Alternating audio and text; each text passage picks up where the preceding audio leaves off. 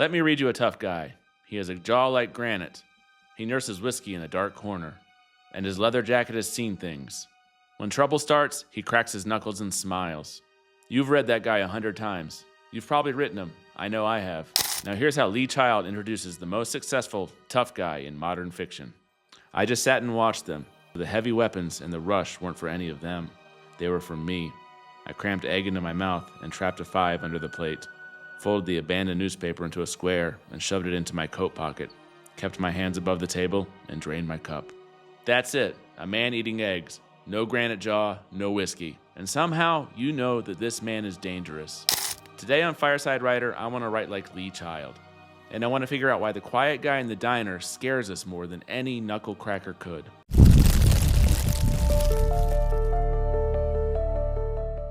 Here's the part of the Lee Child story that surprised me. His real name is Jim Grant. He spent 18 years in British television at Granada, learning story rhythm on the job. Then in 1995, at age 40, he got fired. Most people at 40 with a mortgage and a family will panic. Grant went out and bought paper and a pencil, about $6 of supplies, and then he sat down and started writing The Killing Floor. That book launched Jack Reacher, a former Army policeman drifting across America owning almost nothing, solving problems that usually end up with somebody in the hospital. The series has sold over 100 million copies and became a hit streaming show. All of it started with a fired TV guy and $6 of stationery. I think about that a lot. Child didn't come up through writing programs. He came through getting knocked down and deciding that the next chapter of his life was one he was going to write. If you follow this channel, you know why that story lands with me personally.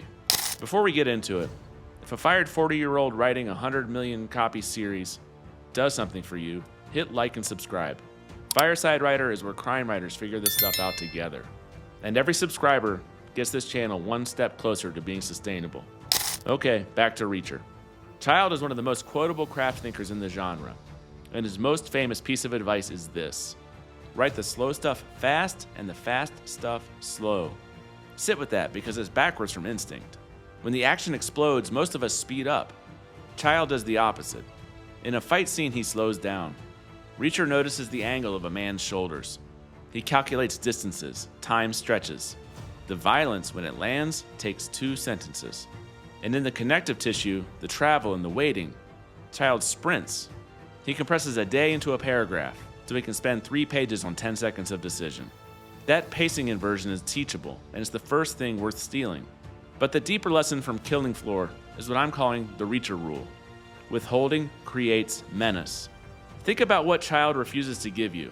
Reacher barely describes himself. We get his size and almost nothing else. He doesn't explain his feelings. He doesn't banter to prove he's cool.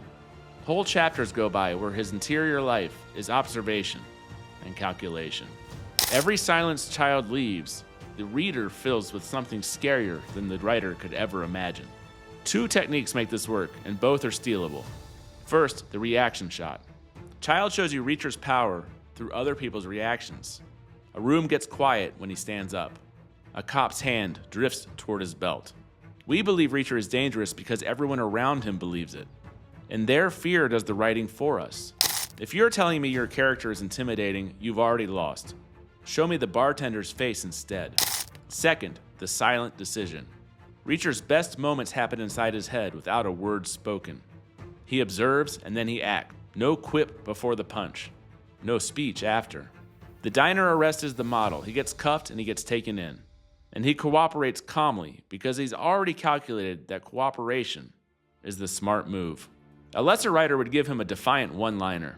Child gave him eggs. By the way, I go deeper into scenes like these in my newsletter. And subscribers also get a free Coburn family short story. It's all at tjstecker.com and the link is in the description.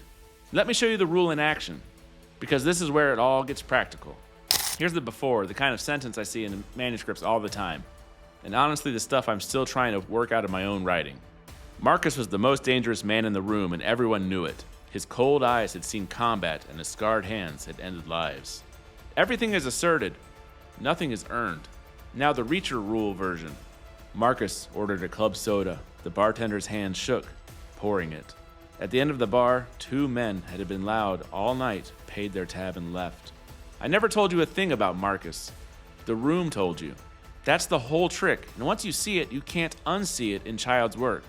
He builds Reacher almost entirely out of other people's reactions and strategic silence. So what did Child teach me about my own books? My novel Redacted follows Jeff Coburn, a Navy lieutenant and flight officer pulling a Pentagon tour, who starts digging into his uncle's death. Jeff is nothing like Reacher on the surface. He's inside the institution wearing the uniform, bound by the rules Reacher walked away from. But writing Jeff, I kept reaching for Child's restraint. Early drafts had Jeff describing his grief about his uncle on every page. It was honest, and it was dead on arrival. The revision that fixed it was almost pure Reacher rule. I cut the explanations and let Jeff's actions carry the grief. He rereads a note. He keeps working at the Pentagon. He keeps drinking. The reader fills in the silence. And the silence lands harder than any speeches ever did. Same thing with Menace. Redacted has a fixer character, and my first version had him cracking knuckles, more or less. Now he's quiet, forgettable in a room, and the people who know what he does can't look at him. That change comes straight from studying how Child handles threat. Here's the takeaway. Your tough guy is failing, because you're telling me he's dangerous. Lee Child never tells you anything. He shows you a big quiet man eating eggs, and he lets the world flinch around him. Your imagination does the rest. Withhold more and trust your reader. And if you want to fuel the next deep dive, my Ko-fi link is below. So until next time, keep reading, keep writing, and I'll see you by the fire.